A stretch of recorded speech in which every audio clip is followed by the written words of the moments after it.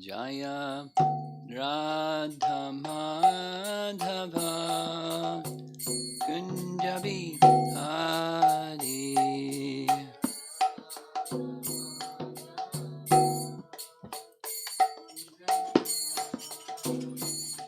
Jaya Radha Madhava Kunjabi Hari.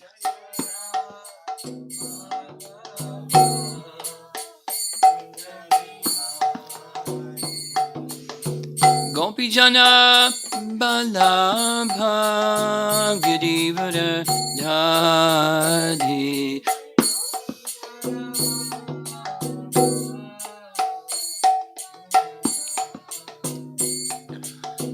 Gopijana Balabha Girivara Dhari.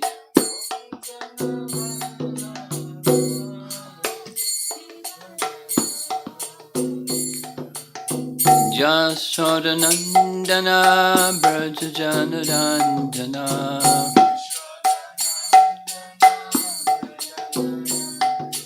Jasodanandana Brajajanarandana.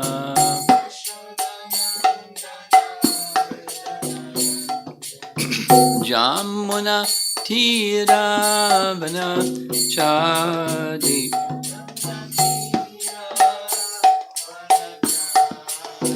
Jamuna Tiravana Chadi.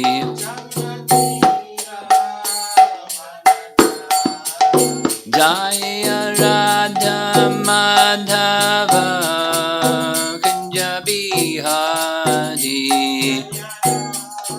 Madhava Kunjabi Hari. Jaya Radha Madhava Kunjabi Hari. Kunjabi Hari. Gopi Jana Balabha Girivara Dhari.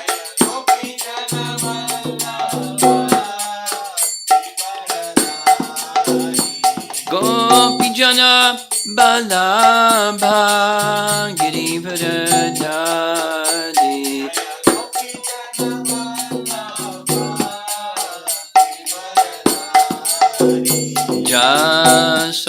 Jasodanandana Brajajanarandana.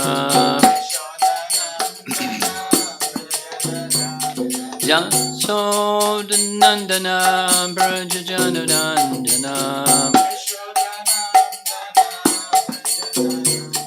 Jamuna Tiravana Chadi. Jamuna Tiravana Chadi. Jaya Radha Madhava Kunjabi Hari. Kunjabi. Jaya Radha Madhava Kunjabi Hari.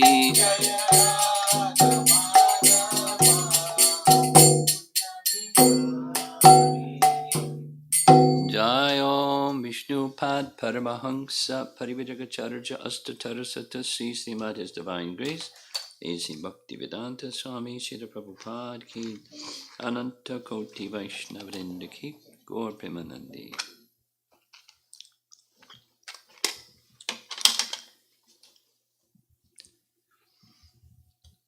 Om Namo Bhagavate Vasudevaya. Om Namo Bhagavate Vasudevaya. Om Namo Bhagavate Vasudevaya.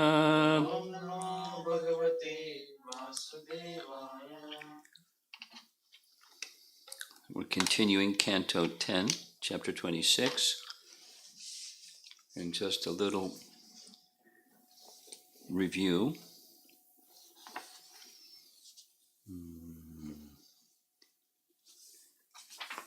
Yesterday we discussed text 18, which says, "For this son of yours there are many forms and names according to his transcendental qualities and activities. These are known by me, but people in general do not understand them." So we were reading from, there's no commentary here in the Canto 10, Chapter 26, but this verse, along with the rest of the verses that were spoken in Chapter 8 of Canto 10, they're being referred to again. Just the context is, Chapter 8 is the name-giving ceremony of Krishna and Balaram by Gargamuni. So in that name-giving ceremony, he spoke a number of verses. Chapter 8 are spoken. And they're revealing truths about Krishna in a hidden way. It's direct, but it's a little hidden. It's hidden purposefully. Gargamuni did not want to disturb the particular feelings of Braja Prema that he felt towards Krishna. So he spoke the truth, but he spoke in something of an indirect way, rather than revealing what we're hearing from our Acharya's commentaries. And we mentioned, so it's a little review also, this section is spoken twice, Chapter 8, Chapter 26, because it's spoken twice, because it's important. And there's a storyline that goes with it. The storyline is the elders of Braja were, after the Govardhan Leela, were wondering, whoa, who is this? They were in this astonishment mode. And Nanda is going to pacify them by repeating verbatim, verse, word by word, verse by verse, the words told to him by Gargamuni. And Nanda's impression, not what Nanda has understood from what Gargamuni said, is very simple. He's a jiva who has powers from Narayana to protect the residents of Braja. So no worries, everybody. He's one of us. He's just, especially powerful. And mentioned in the earlier parts of this chapter, 26, is after summarizing the pastimes in just one verse, the earlier childhood pastimes of Krishna, killing demons, they express this additional astonishment. Not like, wow, who is he? He just did this and this and this and this. But they also express a concluding remark that we're also astonished to see the degree of attachment and affection that we have for Krishna and the degree of attachment and affection that Krishna has for us. And the commentary explains it's natural, it's Braja Prem, and they in Braja Prem, the residents of Braja, not just the elders, everyone, has a natural spontaneous affection for Krishna, each according to their rasa, but the word is used again and again, it's natural. It could mean different things. They don't have to practice it, it's already there. And it's a qualification of Braja Prem, that there's a natural attraction. The same idea, just different text, but the same idea is part of a discussion in Srimad Bhagavatam in Dwarka. Gopakumar reaches Dwarka, and he has this discussion with Uddhava and Narada,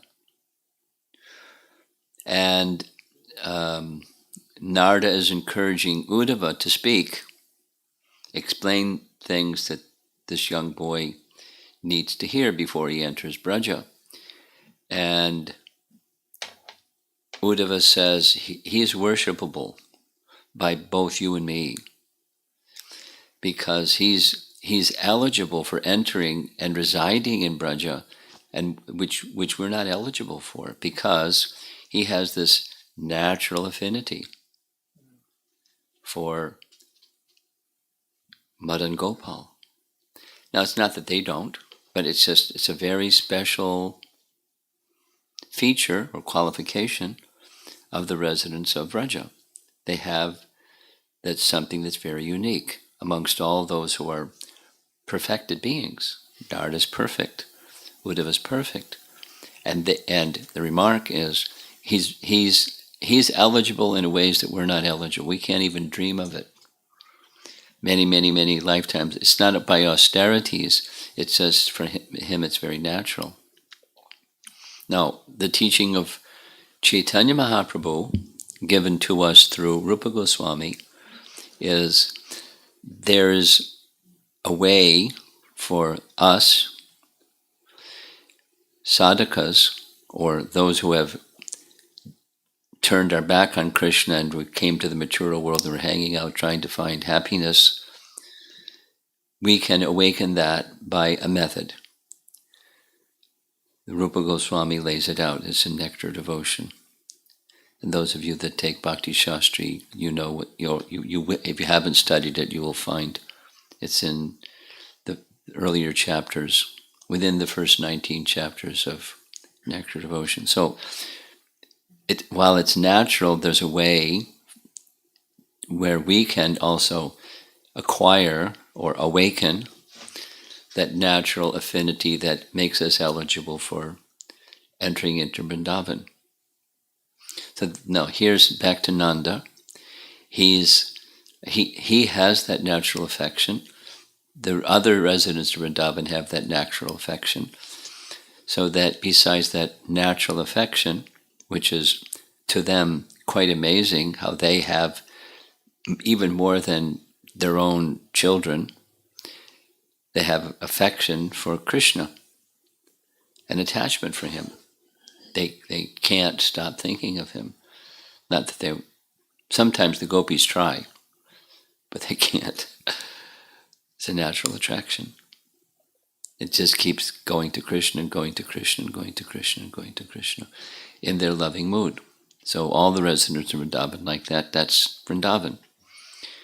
It's a natural. And then there's this additional factor, which is dharmic, and how the young girls behave and how the elders behave and how the cowherd boys behave. There's dharmic boundaries or parameters or guidelines that they normally follow, although they're not obliged to. It's part of how they live their lives. And there are some occasions when it just supersedes. Their spontaneous attraction supersedes the boundaries. We discussed one of them. The young girls, when they're way back after the Govardhan Leela, without reserve, they were singing the glories of Krishna. You know, how charming is Krishna. So young girls that are from a village, they know what proper conduct is, and at least during Kali Yuga is a different story, but during this period of time, they would carry themselves accordingly. So simultaneously, this natural attraction, according to rasa, and within the boundaries of dharma, of what's appropriate given their situation.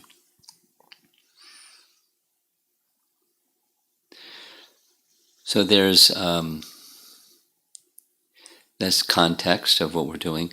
I didn't complete. I want to read more from the commentaries on this text 18 of chapter 26, which is, I'll read it again.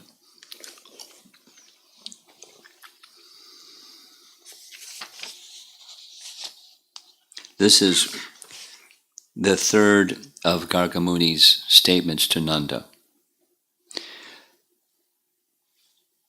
For this son of yours there are many forms and names according to his transcendental qualities and activities. These are known to me, but people in general do not understand them. So there's three more commentaries. They're very delightful. One of them is from Gopal Champu by Jiva Goswami. And a little rah-rah about Jiva Goswami.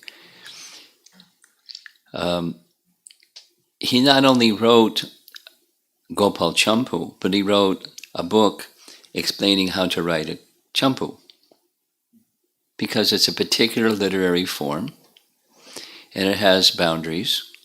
And so he was a pioneer. It was like, it's a classic, but it had been forgotten, and so he's like using it because that's how he was. He would use that which is already given and then fill it up with Krishna. Like Sanskrit grammar.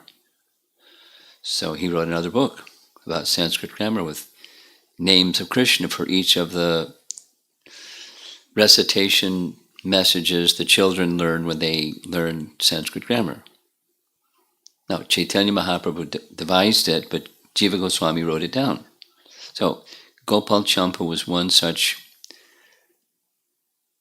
genre or type, like a Sandarbha is a type, and he just followed the blueprint, the protocol for what Sandarbha has, these rules and form and procedures.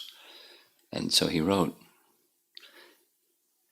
And in Gopal Champu, I mentioned this before, mainly it's just a recitation of Krishna's pastimes. Rupa Goswami did the same thing, but he did it in the form of a drama. Krishna's pastimes in Braja, Krishna's pastimes outside of Braja. Vidagdha Madhava Lita Madhava. A drama. But it's recitation of Krishna's pastimes and recitation. So it happens again and again, like mentioned already, in Ramayana. How many times within Ramayana is there a retelling of Ramayana? So many times. And sometimes it's just like a little boop. So that happened in this chapter already, chapter 26. The resident of Vrindavan speaking to Nanda gave a little recitation. So now Gopal Champu is such a book, but it's a little more than just mentioning. It's going a little more deeply. So here's a section from Gopal Champu entitled Krishna's Birth. So that's one of his pastimes. And the person speaking in this particular section is Lord Brahma. Lord Brahma said, "My mind becomes bewildered, just trying to think of what reward other than you could be found anywhere. You are the embodiment of all benedictions which you bestow upon these residents of the cowherd community of Vrindavan. You have already arranged to give yourself to Putana and her family members." Baka and Agasura, they were her brothers. "In exchange for her disguising herself as a devotee. So what is left for you to give to these devotees of Vrindavan, whose homes, wealth, friends dear relations, bodies, children, and very lives and hearts are all dedicated only to you. Now that's a translation of a verse from chapter 14, which we didn't get to yet, from the evening discussion, Brahma's prayers. Continuing with Gopal Champu, Narayana also stated the same previously in verse 64. So it's verse 64 of Gopal Champu, this chapter. Garga has said, from this section, chapter 8, the concluding statement that Garga Muni made to Nanda Maharaj is being quoted. In conclusion, therefore, O Nanda Maharaj, this child of yours is as good as Narayana in his transcendental qualities, opulence, name, fame, and influence. He is exactly like Narayana. You should all raise this child very carefully and cautiously. Gopal Champu continues, according to this, we will infer as follows. Yogamaya of the Lord, worshipped by Nanda, who had no other interest than Krishna, is revealed in the scriptures. She is the Lord's Swarup Shakti, having the ability to do the impossible. The Lord gave Yogamaya, and she arranged Krishna as your son. Though she does not pay attention when Krishna in Braja is agitated by his devotees' affection, Krishna has her invisibly assist in the pastimes at all times, acting favorably to him. As Yogamaya cooperates with Krishna, so Maya in the material world cooperates with Krishna. O Nanda, though Krishna has attained cooperative Yogamaya for his pastimes, you should protect Krishna, to whom your worshipable Narayana has given power by all your powers. That is what Garga has clearly said. Now it's the verse that from text 18 from chapter 26, same as chapter 8 of Canto 10. For this son of yours there are many forms and names according to his transcendental qualities and activities. These are known to me, but people in general do not understand them.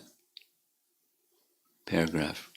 He has many forms because, becoming absorbed in the various moods of worship of his devotees, Krishna, always existing, takes forms according to the desire of his devotee, and appears and disappears, one or many times, close or distant from them. The four-armed form which appeared internally to Vasudeva and Devaki later appeared externally. The cause of the fruit can be inferred from the fruit. Following this logic, Krishna appeared always in a two-armed form to Nanda and Yashoda, receiving truths about Krishna in a very interesting way. Could you sit a little separate from him, please? Thanks. Here's two more references. Vishwanath Chakravarti Thakur. We're familiar with Nectar Devotion, because Prabhupada translated it. Bhakti Rasamrita Sindhu by name. And it has so many chapters and covers so many topics. And then there's an additional and companion literature written by Rupa Goswami called Ujjvala Nilamani. It's very, very esoteric, and Vishwanath Chakravarti Thakur wrote a commentary on that Ujjvala Nilamani. Now, Bhanu Swami has translated it, but here, a little Bhaktisiddhanta story. Something that Bhaktivinoda did and trained his son how to do was print other literatures of Madhvacharya and literatures of previous acharyas and Rupa Goswami's writings. So there's this story where Bhaktisiddhanta asked his father, is it okay to print Ujjvala Nilamani? And Bhaktivinoda Thakur said, yes, you can print Ujjvala Nilamani, one copy only. You can have it. So it's not meant for us. But here's a little section, it's pretty simple. Brahma said, hearing that, whatever that is, the Vedas contemplated the form of the Lord for a long time. When the said time arrived, they became gopis and attained Krishna. So we know that there's, aside from Krishna's eternal gopis that come for his pastimes, there's the Rishi Chari gopis. Rishi Chari gopis are the sages in Dandak forest that requested Ram to become their husband, not this lifetime, but the next appearance. So they became gopis. And there's some of the personified Vedas who also had that same hankering, and they became gopis, some.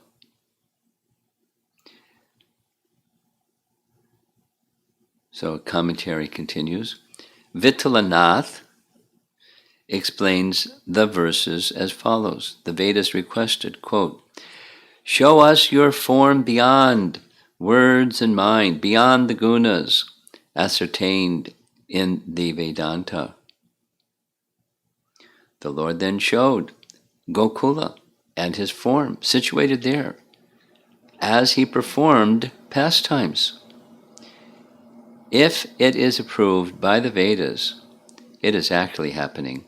If this is so, the eternal nature of the pastimes is proven.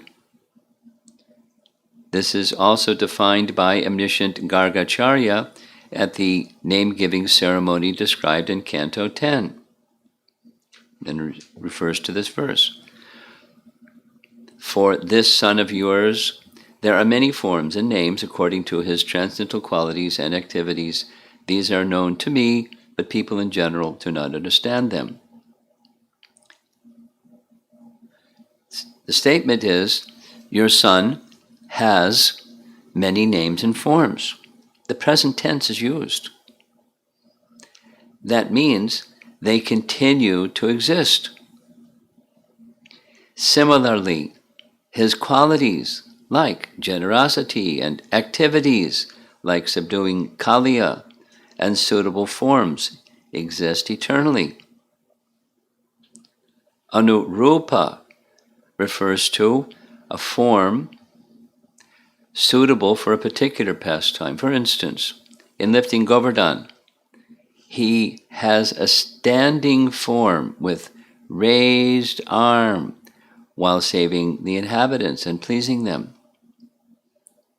If the actions and forms which produce the actions are continually present, then the names of Krishna suitable for the particular pastimes are also continually present. Otherwise, when the action has been completed, the related name would disappear. Paragraph. Lord Vittalanath explains as follows. The names of the Lord are eternal sound forms of Brahman. Just as one may perceive the Lord's body to be material because of faulty perception, so one may perceive his names to be material, sound, because of faulty perception. Thus all the names attached to the Lord's form should be considered eternal. Paragraph. Question. How can names which appear only after manifestation of qualities and actions be Brahman, since those names become bound by material time? Unquote. The corresponding names just manifest along with the manifestation of the actions of the Lord's Swarup, since they are eternal. The names are not created after an activity. Krishna was bathed by Surabhi after lifting Govardhan and receiving the name Govinda. But long before this, if the names are not eternal, how could the women of Vraja, placing syllables on Krishna's body after he drank the milk of Putana, say, Kridantam Patu Govindaha? May Govinda protect you while you play. They also later said, Govindam Venum Anumata Mayura Nrityam, means the peacocks dance madly after hearing Govinda's flute. Thus the name, corresponding to the form, doing the activity, has an eternal nature, describing the activity. These will gradually manifest in the world in order that the devotees experience rasa from them. Some portions, however, may sometimes remain covered. Paragraph. Thus the Lord eternally lifts Govardhan. The form of Krishna lifting Govardhan always exists, along with the name Govardhan Dhara, and the action of lifting Govardhan. Even today, the devotees can realize this. There is also worship and meditation on deity forms. One commits offense by thinking of the names, forms, and activities to be non-eternal. And such offensive worship will not cause joy, for it is said, Yo nyata satam armanam. He who thinks body is the self, or the Lord is material, is the worst sinner. Mahabharata. By being without offense, the worship will be pure.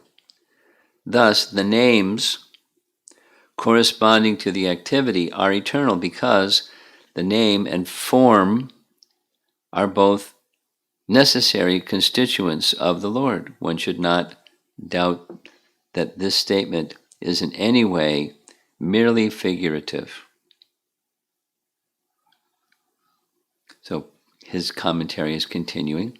In Bhagavad Samdarbha, Jiva Goswami has explained the following verse.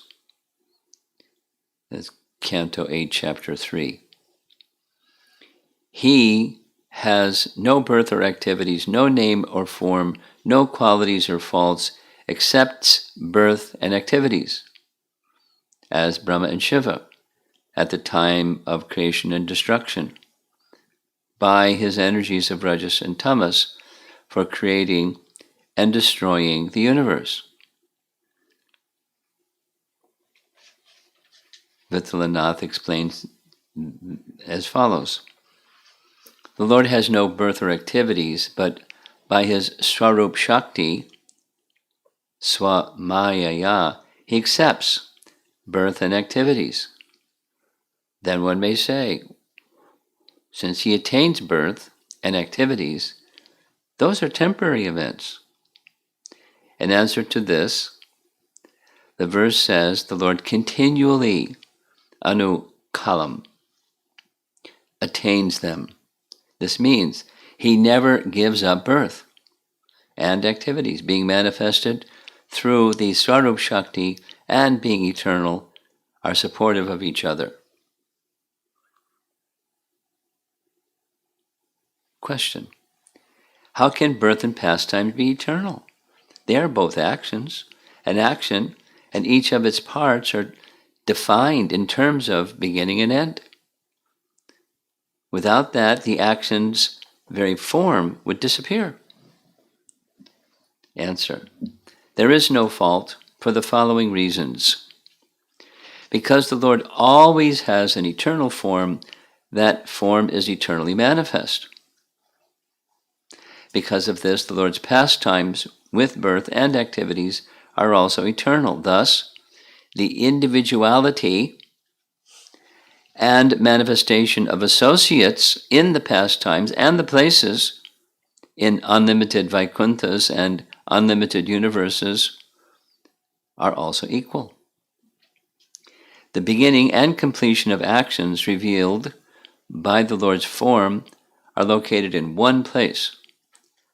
But when a portion of the birth and activities are complete in that place, that portion begins in another universe. Since the Lord is eternal, because of having no destruction, the birth and activities exist elsewhere after being completed in one place.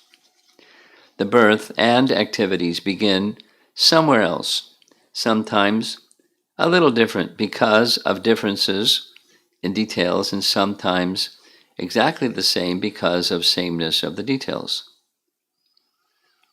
One form becomes a different seat of action by manifesting separately. This is illustrated when Krishna expands into many forms in Dwarka, referring to chapter 69. Narada says it's quite amazing that in a single body, Lord Krishna simultaneously married 16,000 women, each in a separate palace. And final paragraph. Because of doing different actions in each form, the Lord identifies himself differently in the many expanded forms in which he performs those actions. Because of this, awareness of rasa arising from the sequence of pastimes manifests in each palace in Dwarka. Pretty elevated, huh? One more. Again, Vishwanath Chakravarti Thakur. And then we're ready for the text 19. Sri Radha speaks to Lalita. Commentary. One should not worry that this pastime must have taken place later, after the killing of Keshi, or that it is not an earlier pastime. Garga said, at the time of giving Krishna his name, that he has many names. Bahuni Santi Namani. Those names are used to indicate Krishna in Braja. Thus the people of Braja use names like killer of Keshi, killer of Mura, killer of Kamsa, even before those events occurred.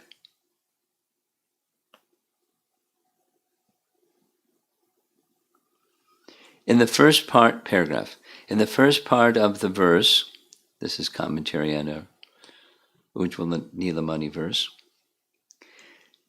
In the first part of the verse, there are strong qualities of the Mugdha, but this is countered by the bold speaking typical of the Madhyama. Radha says, "Come, we will go to the bank of the Jamuna. Though other gopis teach me to be angry, you alone are my life. You have been unjustly deceived by some Shakti or Saki. I will now go to meet Krishna there."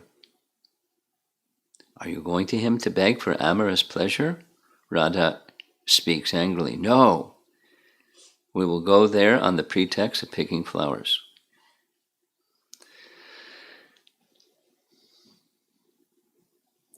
Okay, so now we're ready for the next text. Canto 10, chapter 26, text 19. has no purport in the BBT. The translation to 19 reads, to increase the transcendental bliss of the cowherd men of Gokula, this child will always act auspiciously for you, and by his grace only you will surpass all difficulties. No purport, but going back to Canto 10, Chapter 8, Text 16, Prabhupada gives the following purport. For the cowherd men and the cows, Krishna is the supreme friend. Therefore, he is worshipped by the prayer, Namo Brahmanya Devaya Go Brahmana Hitaya Cha. His pastimes in Gokula, his dham, are always favorable to the brahmanas and the cows.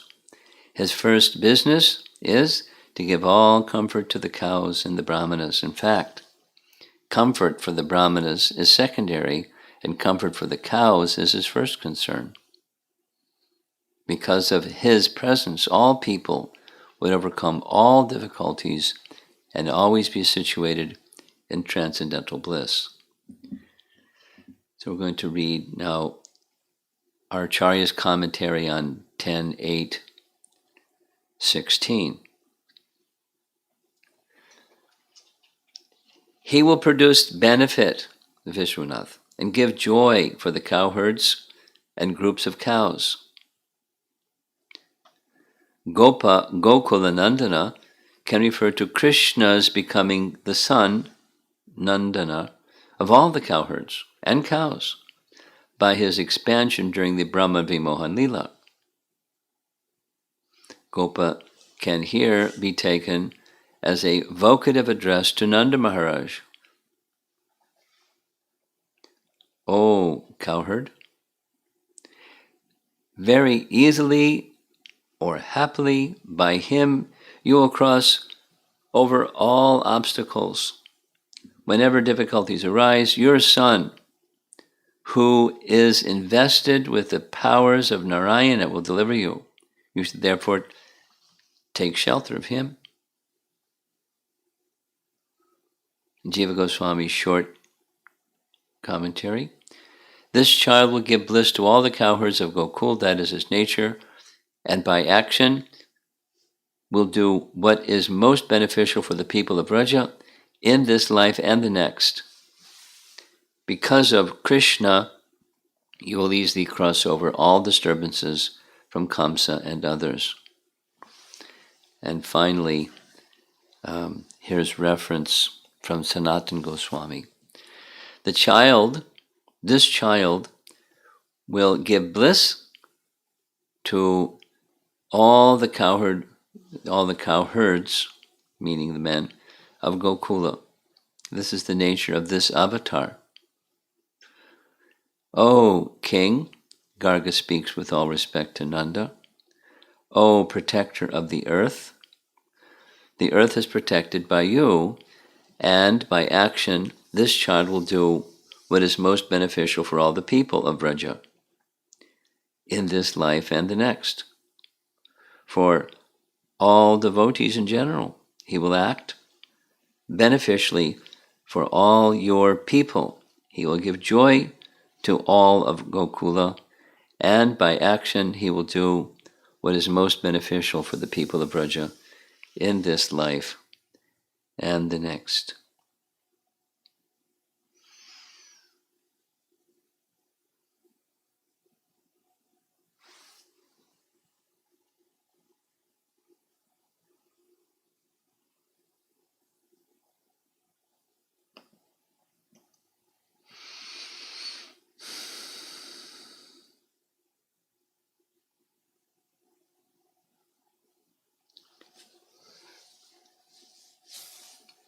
Here's part of Jiva Goswami's commentary, or writings rather, in Krishna Sandarbha.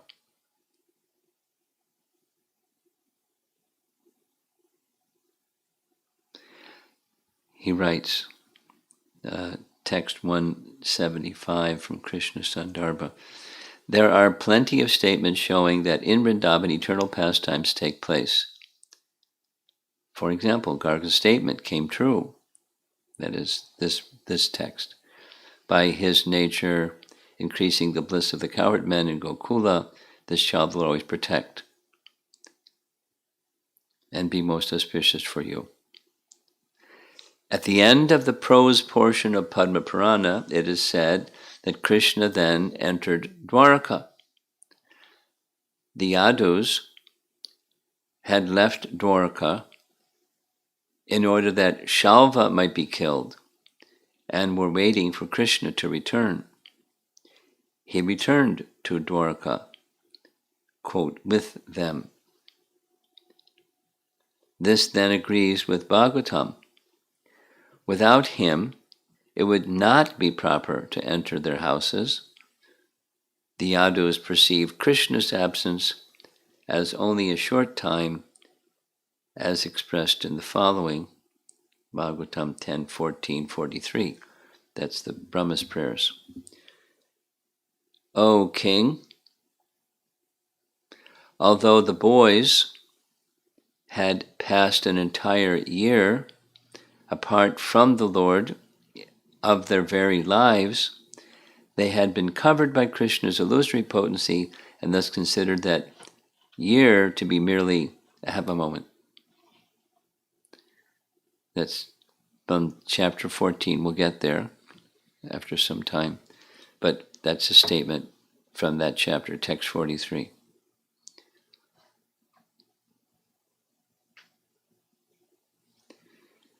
Now, I haven't read ahead because there's a lot. I'll read. Krishnadas Kaviraj has written in his Krishna Karnamrita, celebrated book, Krishna Karnamrita. We see on the path the youthful form of Murari, succulent with shining, extremely dark cheeks, with newer and newer beauty, who has firmly vowed to relieve all distress of those whose hearts have blossomed with faith. 5 verses now describe Radha's illusion of seeing the Lord suddenly, Spurati, and directly, Sakshat. Out of despondency she faints. The Sakis say, "Oh, friend, that compassionate fellow has not at all protected us from a host of misfortunes. Now he will come suddenly on some path and make us happy." Radha then looks everywhere on the path while glorifying him, as in the following Bhagavatam verse. This is now Gopi Gita section. "O greatest of personalities, you have repeatedly saved us from all kinds of dangers, from poisoned water, from the terrible man-eater Agha, from the great rains, from the wind demon, from the fiery thunderbolt of Indra, from the bull demon, and from the son of Mayadanava." She speaks to the Sakis with sudden vision of Krishna appearing here and there. The scene is depicted. "Oh, friends, we see the youthfulness as well as the beauty of that age of most beautiful Murari at various places on the path."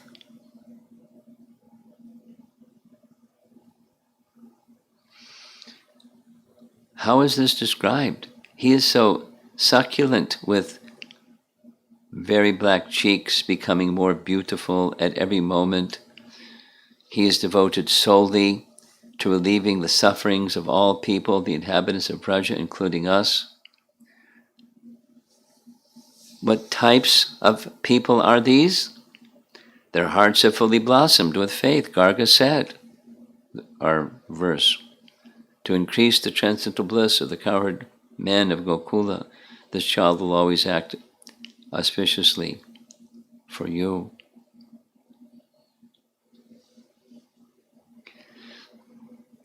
An example of their faith is the following. Chapter 17 of Canto 10.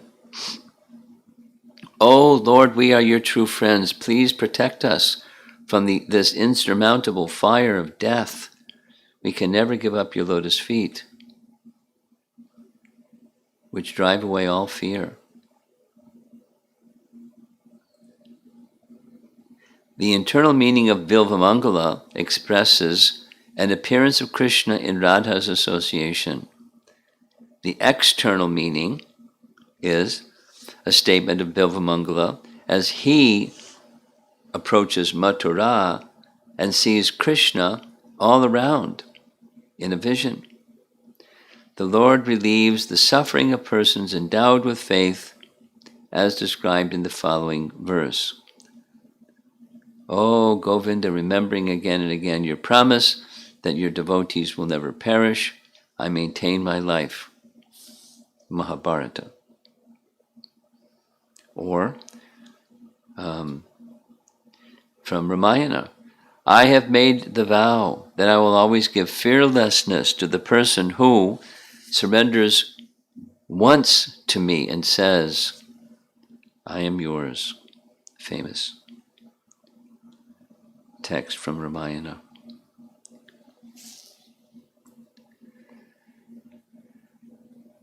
And there's many other references. I'm going to go forward. Text 20. It's already 11 minutes before the hour. I'll just read the translation and the commentary of our acharyas on the 8th chapter verse. O Nanda Maharaj, Garga said, as recorded in history, where there was an irregular, incapable government, Indra having been dethroned, and when honest people were being harassed and disturbed by thieves, this child appeared in order to curb the rogues and protect the people and enable them to flourish. From chapter 26, there's no commentary, but here's the commentary from 10.8.17. Indra is the king of the universe. Demons, thieves, and rogues always disturb Indra. But when the enemies of Indra become prominent, Krishna appears.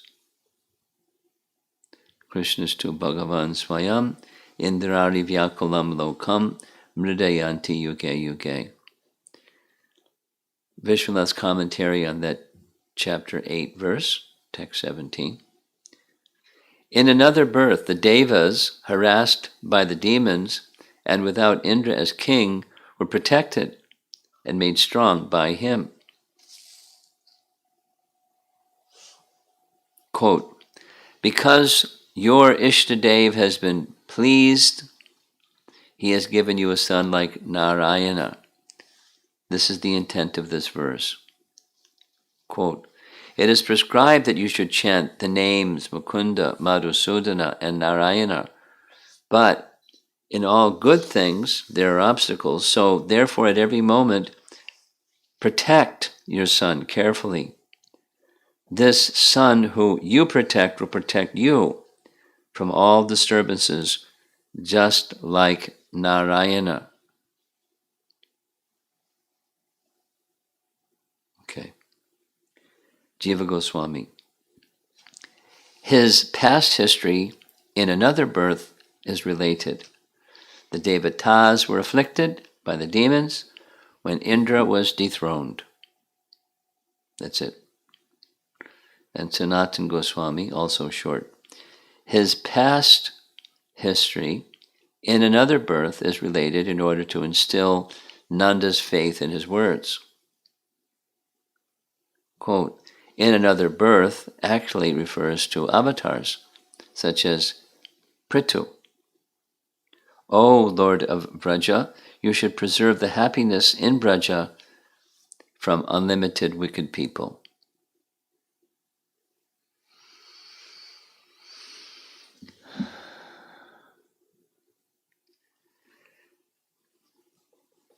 what to say. The principle, this, in reading much of this before the class, I was just thinking,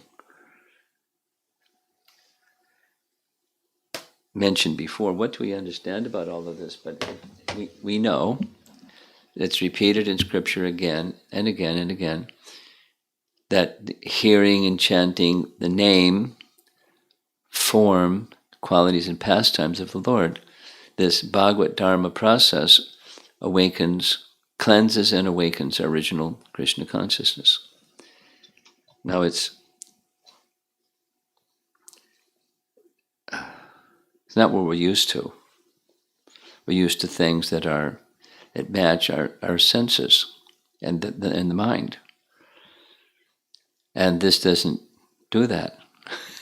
It's beyond our senses and it's beyond the mind. And we're sitting listening. So the function of the senses is it reaches out, the senses reach out, they reach out, and contact sense objects, commonly looking for a sensory experience that we call happiness. And that's what the normal function of the senses, and then sends that information to the mind. And the mind processes it and tries to make sense of it, and it's the place where we feel some happiness or distress within the mind. Not specifically the senses, it's within the mind. And that's conditioned life. And how to go beyond conditioned life? By sound vibration, because material creation starts with sound. The spiritual awakening starts with sound. Sound is so important. And so it's not our participation in this activity is not, oh, I get it. It's not that kind of an experience. It's a different paradigm, a different model of living our lives. It's with faith in sound vibration that's coming from transcendence into our covered existence, and cleansing and awakening, those two things. And natural attraction that's already there becomes awakened but covered, it becomes awakened.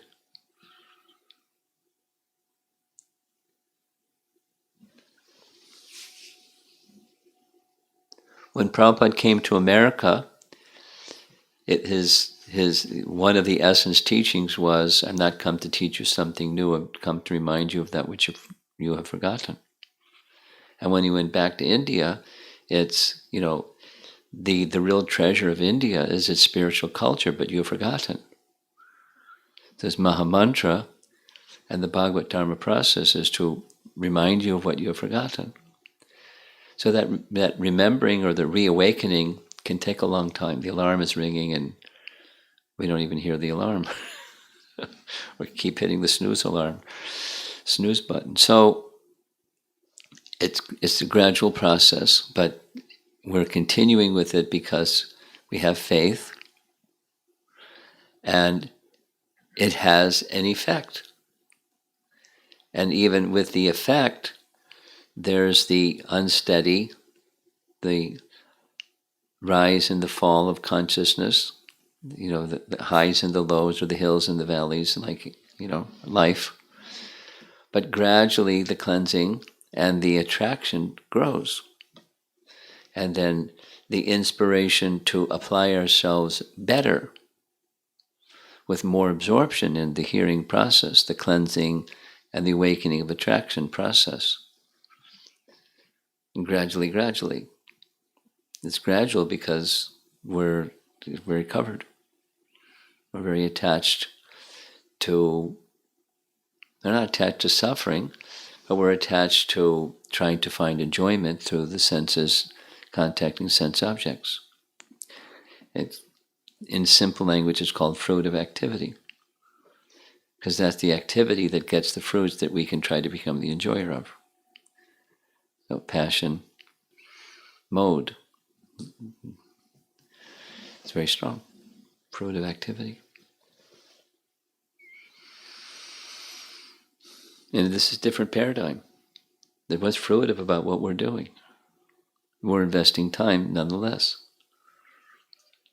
And it's quite charming, very attractive, the message. Certainly, quite inconceivable. But that's okay. The bhakti process permits that which is inconceivable to be understood because of Krishna's kindness in disclosing it. That's what we're doing. I mean, well, we just stay the course. We continue. Shravanam Kirtanam Vishnu Smaranam. That remembrance of Krishna awakens by that hearing and chanting process. So let's see if there's some discussion.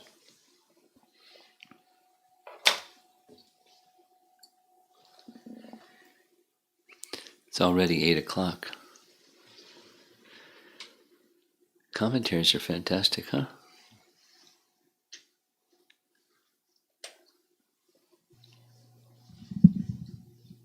Hare Krishna, Guru Maharaj. Just this thought came to me while you were reading this text 19 of 26, where Gargamuni is saying, because of as Krishna is with you, you can cross over all difficulties. He's going to protect you. It may not be very devotional thought, Guru Maharaj, kindly forgive me. I was feeling they didn't have all these difficulties before Krishna came to Gokul. All these demons and all these difficulties came after Krishna came into their life. How to understand? I have this thought because I have heard if we chant and do services attentively, we'll get more purification. So I'm like trying to connect and understand. Well,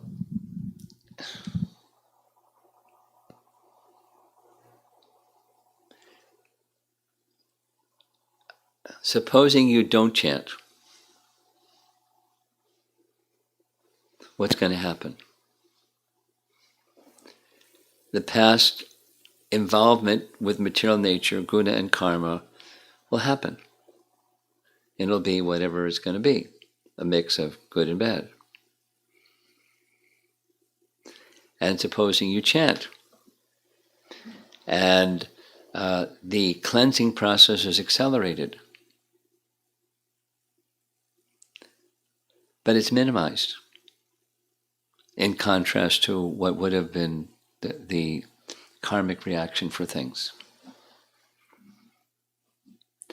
Now, Krishna, before Krishna appeared, they didn't have all these demons and disturbances, and Krishna came. But Krishna was always protecting them, same as Krishna will always protect us. And that's, the faithful will know that. And extending faith to Krishna, that protection will always be there. In proportion to one's devotion, the sense of feeling protected is unquestionable.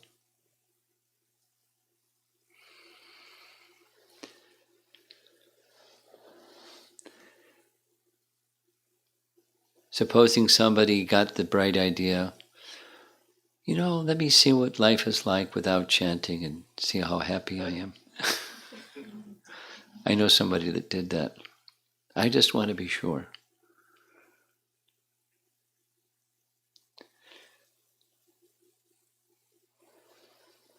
And purification may have some bumps, but life without purification is another experience of unwanted miseries, just material existence. It's an existence of unwanted miseries.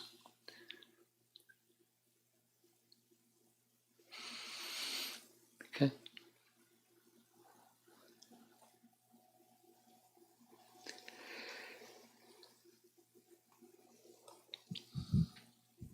Radha Kunj Bihari Prabhu's question.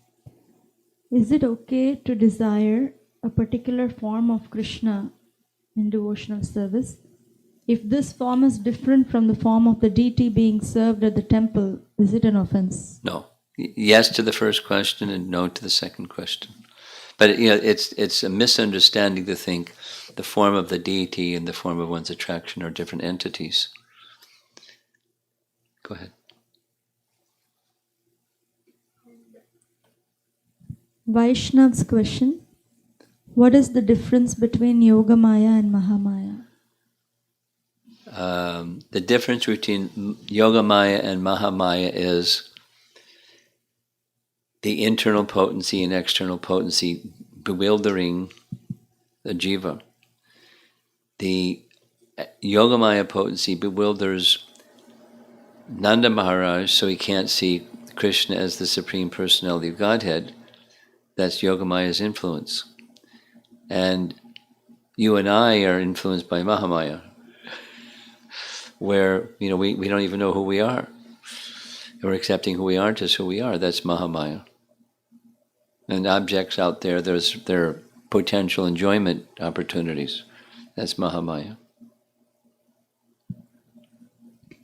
Amara Mataji's question: are there any examples of sadhana siddha devotees with explanation of different stages from nama aparad to shuddha nama they went through and achieved perfection? I don't know of any. Perhaps Narada in his previous life, that's one example.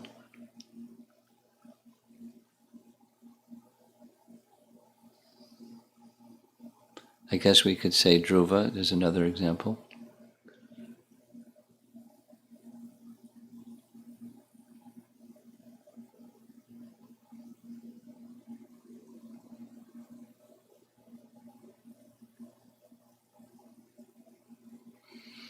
The associates of Chaitanya Mahaprabhu, each of them had their counterpart in Krishna's pastimes. But what comes to mind, for example, is Sarvabhauma Bhattacharya.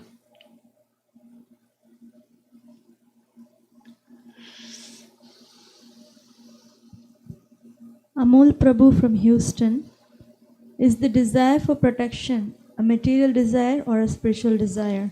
In the spiritual world, we are eternal and happy, so there is no need for protection. Is there any need for protection in the spiritual world? Yes. There's this sense that the Lord is my protector. That's a symptom of one who is surrendered. So it's not material to be surrendered. And a symptom of surrender is feeling Krishna as one's protector. And one turns to Krishna for protection. And the residents of Vrindavan, when there's some appearance of some difficulty, they turn to Krishna. It's not material. So seeking protection can be material or spiritual. Depends on the consciousness behind the act of seeking protection. Stira Mataji: what is the difference between misconception and offense? Does the former lead to the latter? The difference between misconception and offense, does the former lead to the latter?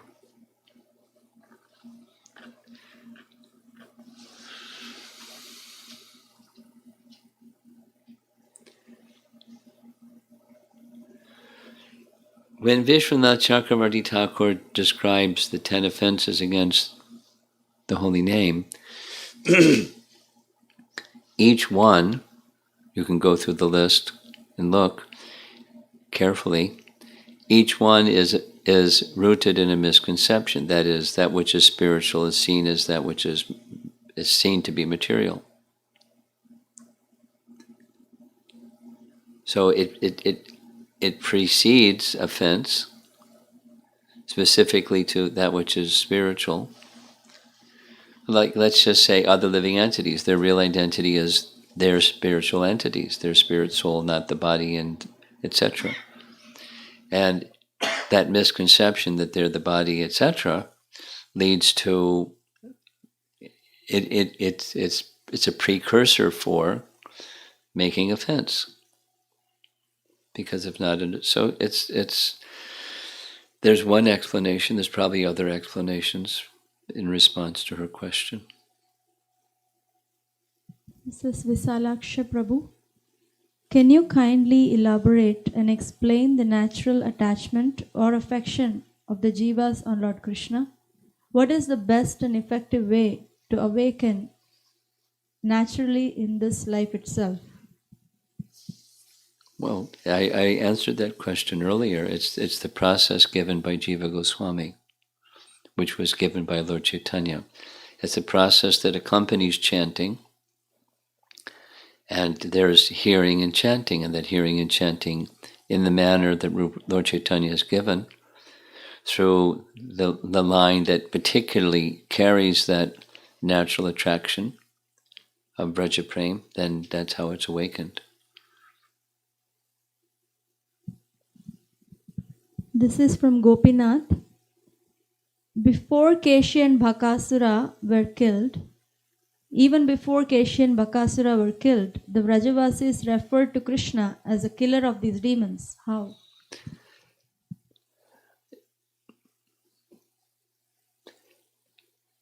Well, we read that the pastimes are eternal. Now, how they knew about the eternal pastimes before they happened, and then thus gave names, I don't know, other than it's not that they're omniscient or they're super soul connected or something. They're just names by which they understood Krishna, but how did they have that understanding that Krishna would perform the pastime? I don't know. Just their names of Krishna. And they called him by those names. That's it. Okay. Thank you very much. Prabhupada Ki Jai.